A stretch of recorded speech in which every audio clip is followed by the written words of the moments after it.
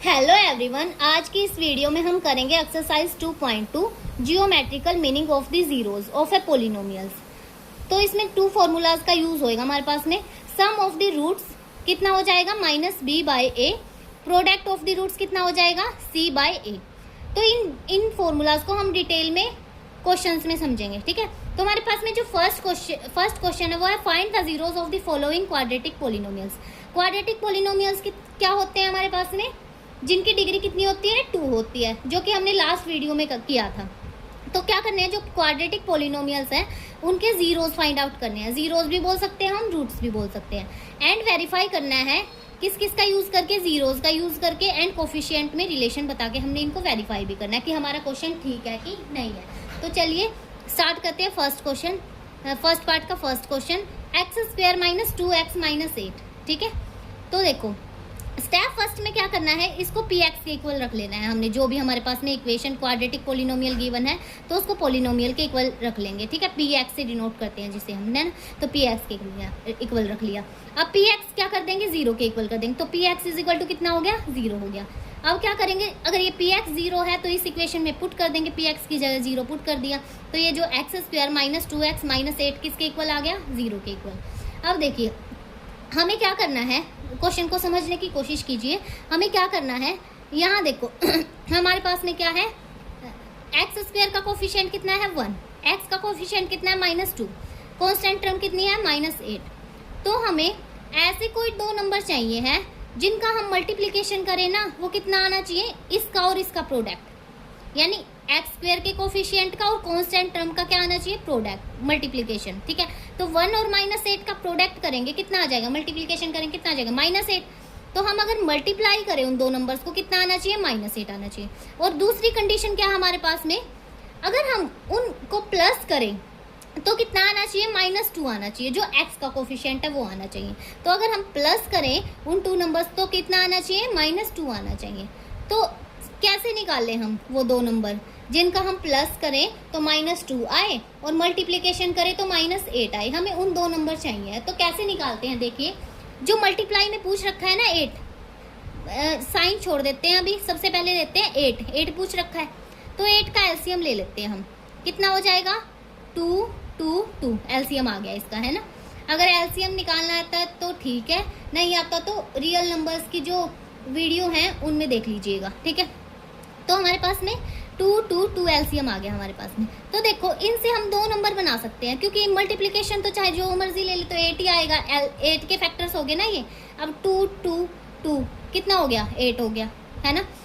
2 × 2 × 2 कितना हो जाता है, 8 हो जाता है। तो हमें इनसे दो नंबर बनाने हैं इन तीनों से, ठीक है, इन सारे फैक्टर से। तो हम एक तो ले लेते हैं 4, 2 2 = 4, एक कितना बचा 2, तो 4 और 2 आ गया। अब इनका क्या करना है, हमने ऐसा होना चाहिए ना कि इनका प्लस करें तो कितना आए, -2। तो देखो ये दो नंबर है, अब इनका क्या करेंगे, प्लस करेंगे तो -2 आए। तो -2 कब आता है, जब बड़े के आगे माइनस होता है ना, और छोटे के आगे प्लस। तो एक आ गया -4, एक आ गया +2। अगर अब देखो अगर इनका हम प्लस करेंगे, इन दोनों को सोल्व करेंगे, है ना, प्लस करके, तो कितना हो जाएगा, -4 + 2 कितना हो गया, -2, ठीक है, ये वाली कंडीशन सेटिस्फाई होगी। अगर हम इनका मल्टीप्लिकेशन करें तो कितना आएगा, -8, तो ये वाली भी होगी, -4 × +2 कितना हो गया, -8 हो गया, ठीक है। तो ये वाली कंडीशन भी हमारे पास सेटिस्फाई होगी। अब हम इनको इसकी जगह पुट करेंगे, -2x की जगह, किसकी जगह पुट करेंगे, -2x की जगह। तो एज इट इज x² को क्या लिख दिया, एज इट इज रख दिया, ठीक है। -2x की जगह हमने ये दो नंबर को करना है, साथ में क्या लगा देना है, इनके x लगा देना है, -4x प्लस के 2x, इतना हो गया। अब बचा क्या, -8 लिख दिया, = 0। बस हमने -2x को किसके इक्वल, मतलब इसकी जगह क्या रखना है, -4x + 2x रखना है, इसकी जगह बस ये रखना है, और सारा क्या हो जाएगा, एज इट इज हो जाएगा हमारे पास में। अब देखो हमारे पास में 4 नंबर्स हो गए, ठीक है, 4 हो गए, है ना नंबर्स। तो 2 2 को डिवाइड कर लो, इन 2 को और लास्ट के 2 को डिवाइड कर लो, ठीक है। तो देखो इसमें से हम क्या कॉमन ले सकते हैं, x² - 4x में से x कॉमन ले सकते हैं, तो x कॉमन ले लिया। अब इसमें से x बाहर गया तो एक x अंदर बच गया, माइनस का सिंबल है तो माइनस लगा दिया। अब 4x में से x बाहर गया तो क्या बचा, 4 बचा, ठीक है। इन दोनों का काम खत्म। अब नेक्स्ट 2, इन दोनों में से देखो 2x और 8 में से क्या कॉमन ले सकते हैं हम ले सकते हैं प्लस का 2 कॉमन ले सकते हैं, अंदर क्या बच जाएगा x माइनस 4 इक्वल टू है तो इक्वल टू, 0 है तो 0, सेम एज इट इज कर दिया। ठीक है, अब देखो, अब ये 2 नंबर्स है, इनमें से क्या कॉमन ले सकते हैं हम, इनमें देखो क्या सेम दिख रहा है आप लोगों को, x माइनस 4 सेम दिख रहा है, इसमें भी है x माइनस 4, इसमें भी है, तो दोनों में से कॉमन ले लो x माइनस 4। अब इसमें से जब हमने x माइनस 4 को कॉमन लिया तो क्या बच गया, x बच गया, तो x बच गया अंदर, सॉरी x बचा। अब इसमें से अगर हमने x माइनस 4 को बाहर लिया तो क्या बच गया, 2 बच गया, प्लस का 2 है ना, इक्वल टू क्या है 0 है। ठीक है, अब नेक्स्ट क्या करना है हमने, नेक्स्ट करना है हमने अलग अलग कर लेना है इनको, x minus 4 equal to 0, x plus 2 equal to 0, तो x माइनस 4 इस साइड प्लस माइनस का है 4, उस साइड जाएगा तो प्लस का, तो x की एक वैल्यू कितनी आ गई 4 आ गई, प्लस 2 उधर जाके क्या हो जाएगा माइनस का 2, तो 2 रूट्स आ गए हमारे पास में, एक क्या आ गया 4, एक आ गया माइनस 2। ठीक है, तो जो हमारे पास में अल्फा की वैल्यू, एक अल्फा की वैल्यू कितनी आ गई 4 आ गई, बीटा की वैल्यू कितनी आ गई -2, तो यही हमारे पास में क्या है रूट्स है। अब हमें ये भी देखना है कि जो हमारा क्वेश्चन है वो ठीक है कि नहीं है। ठीक है, वेरीफाई भी करना था है ना, क्वेश्चन में यहाँ दे रखा था वेरीफाई करना, इतना काम हमारा हो गया है, अब हमारे पास में बचता है वेरीफाई करने का काम, तो वेरीफाई करना है, तो वेरीफाई हम कैसे करेंगे, वेरीफाई करना है जीरोज एंड, तो अब इन फॉर्मूलाज का यूज होगा। देखो सम ऑफ द रूट्स क्या था, alpha plus beta is equal to में माइनस बी बाई ए।